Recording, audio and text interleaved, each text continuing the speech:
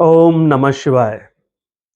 दोस्तों, हम सभी अपने जीवन में क्या चाहते हैं? हम सभी अपने जीवन में चाहते हैं कि हमें भरपूर धन की प्राप्ति हो और धन प्राप्ति के बाद हम निश्चिंतता चाहते हैं कि हमारे धन की किसी भी तरह से हानि ना हो, हमारा कमाया हुआ पैसा व्यर्थ खर्च ना हो, वो कहीं फंसे ना, किसी भी तरह से चोरी आदि से उसका नुकसान ना हो। इसके साथ-साथ हम अपने जीवन में चाहते हैं कि हमारे अंदर साहस हो, निडरता हो, लीडरशिप क्वालिटी हो और भी बहुत ऐसी चीज़ें हैं जो हम में से हर एक व्यक्ति चाहता है।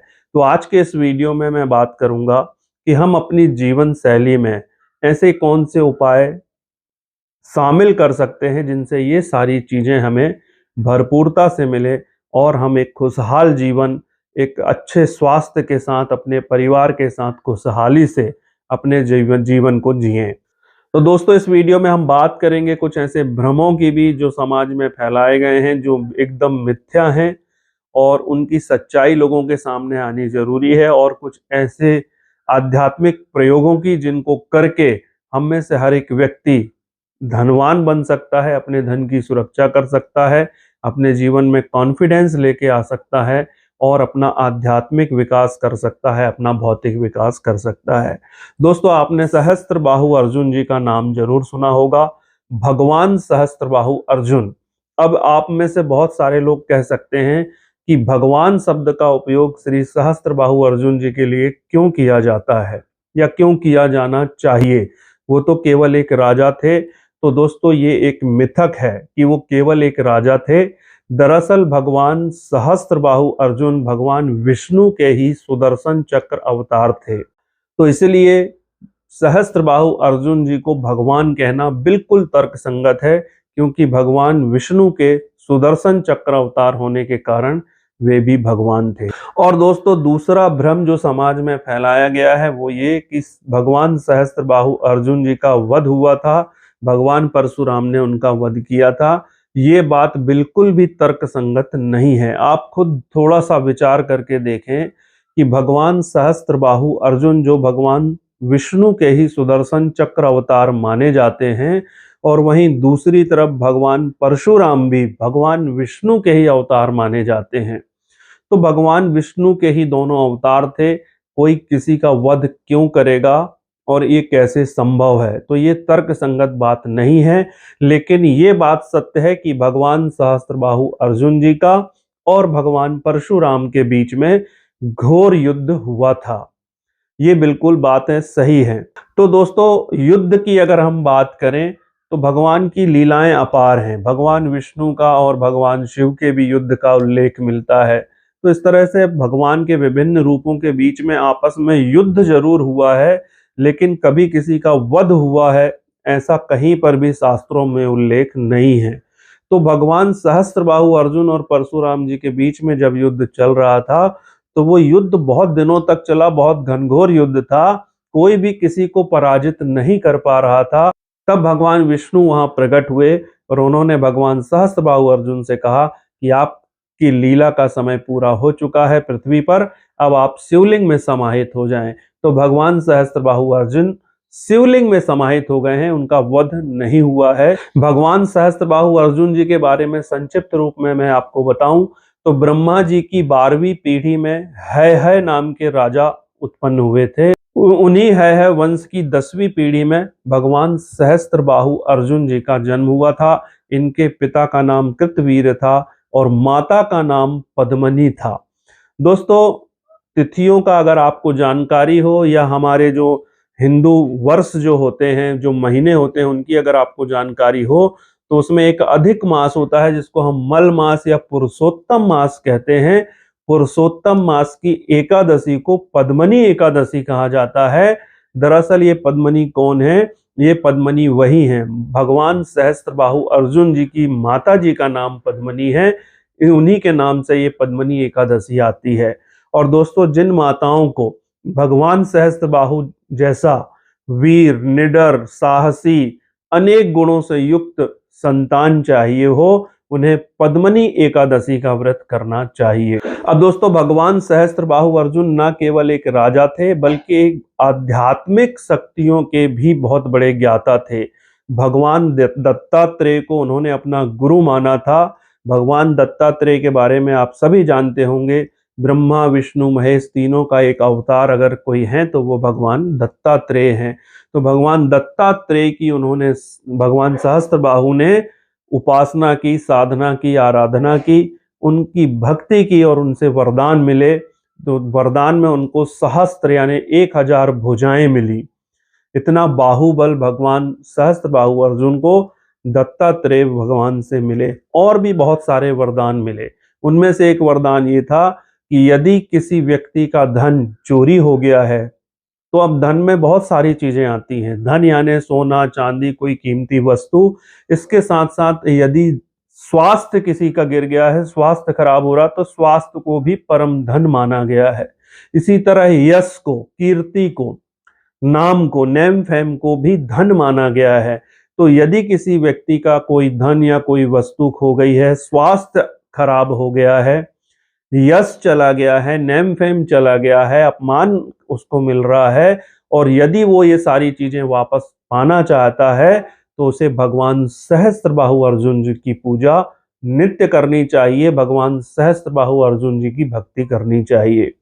दोस्तों, हमारे ज्योतिष में तिथियों का बड़ा महत्व है। अभी मैंने आपको बताया कि माता पद्मनी, जो सहस्त्रबाहु अर्जुन जी की माता जी थी, उनके नाम से पद्मनी एकादशी आती है पुरुषोत्तम मास में।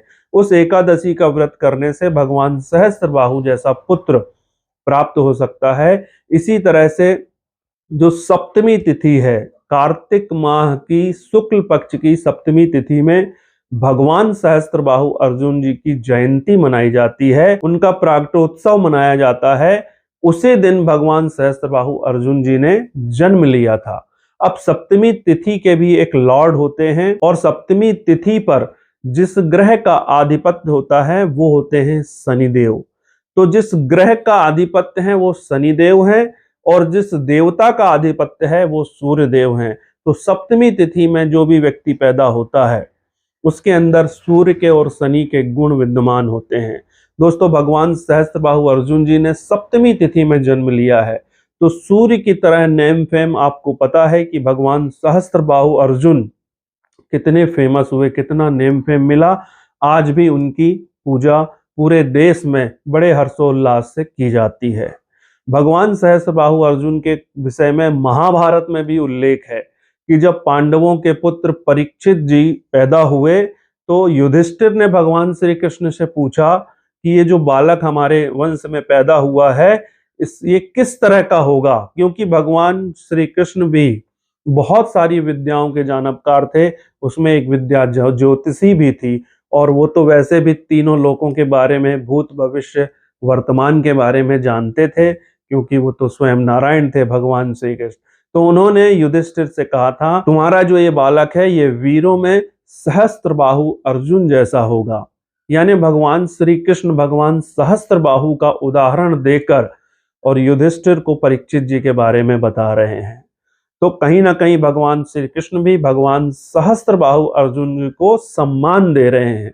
इसी तरह से अंगद और रावण का जब संवाद होता है, तो अंगद ने रावण को बताया कि मैंने तुम्हारी वीरता के बारे में बहुत किस्से सुने हैं, क्या तुम वही रावण हो जिसे सहस्त्रबाहु ने एक छोटा सा जीव जंतु समझ के और बंदी बना लिया था, और उनकी प्रजा के बच्चे उनके साथ क्रीड़ा करते थे, खेल करते थे। तो इस तरह से महाभारत में, रामायण में भी भगवान सहस्त्रबाहु अर्जुन जी की वीरता का उल्लेख किया गया है।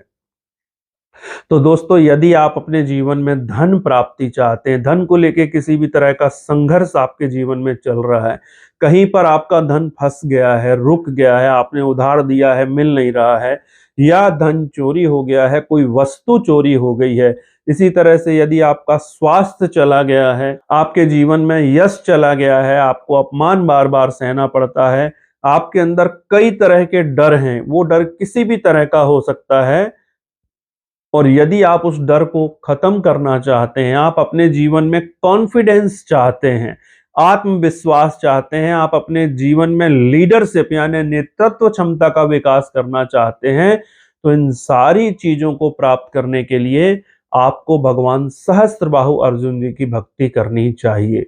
अब ये भक्ति कैसे की जा सकती है? बहुत आसानी से आप इसे कर सकते हैं। आप भगवान सहस्त्रबाहु अर्जुन जी की एक तस्वीर अपने घर में जरूर स्थापित करिए और 10 से 20 मिनट उनका ध्यान करते हुए उनके मंत्रों का जाप करिए। भगवान सहस्त्रबाहु अर्जुन जी का गायत्री मंत्र आप जाप कर सकते हैं, या एक छोटा सा मंत्र मैं अभी आपको बता देता हूं, आप उसका जाप कर सकते हैं। ओम कार्तवीर्याय विद्महे महावीर्याय धीमहि तन्नो अर्जुन प्रचोदयात्। भगवान सहस्त्रबाहु अर्जुन जी का गायत्री मंत्र ये आप जाप कर सकते हैं, या एक बहुत छोटा सा मंत्र ओम सहस्त्रबाहुवे नमो नमः, इस मंत्र का जाप आप कर सकते। ओम सहस्त्रबाहुवे नमः, इस मंत्र का आप रोज जाप कर सकते हैं।